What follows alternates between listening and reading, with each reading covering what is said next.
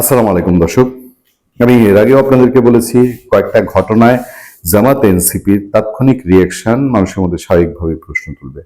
বিশেষ করে রাষ্ট্রপতি মোহাম্মদ শাহাবুদ্দিন, যিনি আপনার তার ইন্টারভিউতে অনেক ভেতরের গোমর ফাঁস করেছেন এবং তিনি কোথাও জামাত এনসিপির কোনো ভূমিকার কথা বলেননি। শুধু বলেছে যে উপদেষ্টা থাকাকালীন এনসিপির আহ্বায়ক নাহিদ তিনি যেদিন রাষ্ট্রপতির দপ্তরে মব হয় সেদিন ফোন করে বলেছে যে যারা মব করছে তারা তাদের লোক না।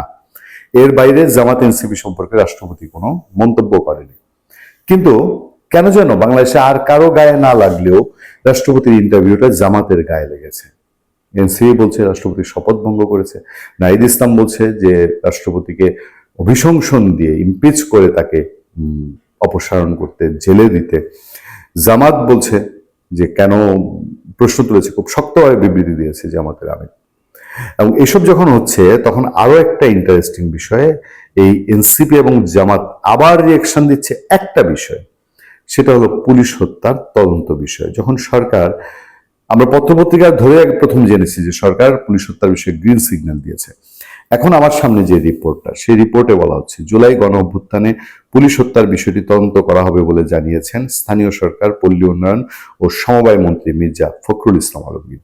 এ বিষয়ে স্বরাষ্ট্রমন্ত্রীর বক্তব্যই কার্যকর হবে বলে উল্লেখ করেছেন তিনি ঠাকুরগাঁও এক প্রোগ্রামে বলেছেন, জুলাই গণ অভ্যুত্থানে পুলিশ হত্যার তদন্তের বিষয়ে প্রশ্নের জবাবে বিএনপি মহাসচিব বলেন, স্বরাষ্ট্রমন্ত্রী যেটা বলেছেন সেটাই হবে।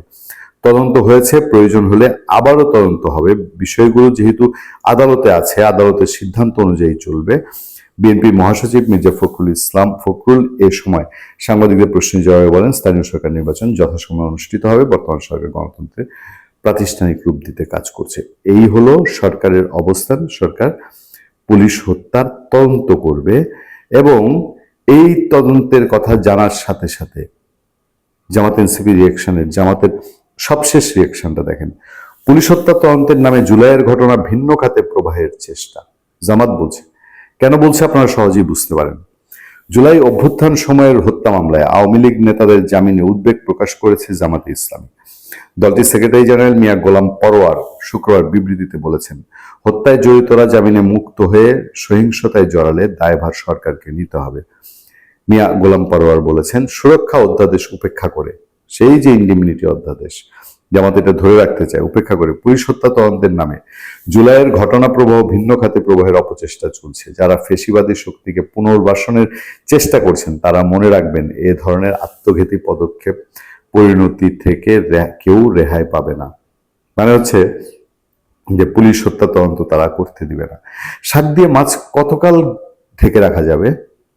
হত্যার ঘটনা তদন্ত কি বাংলাদেশে ঢেকে রাখা সম্ভব এই পৃথিবীতে? বিবৃতিতে বলা হয়েছে, শেখ হাসিনা ও সরকার আওয়ামী লীগ নেতাকর্মীরা জুলাই গণঅভ্যুত্থানে ছাত্র জনতার উপর নির্বিচারে হত্যাযজ্ঞ চালিয়েছিল।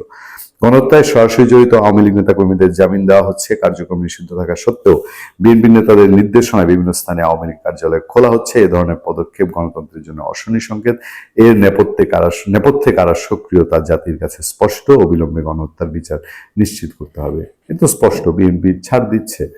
জামাত ইসলামী জানে, জামাত ইসলামী কতকাল এরকম বিভাজন, বিভক্তি, বাংলাদেশে একটা বড় জনগোষ্ঠীকে বাইরে রেখে রাজনীতি করতে চায়।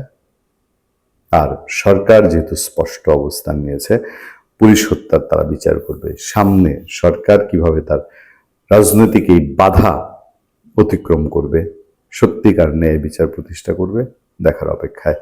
ভালো থাকবেন, সুস্থ থাকবেন। আপনাদের সাথে আমি আতিক রহমান, পূর্ণিয়া।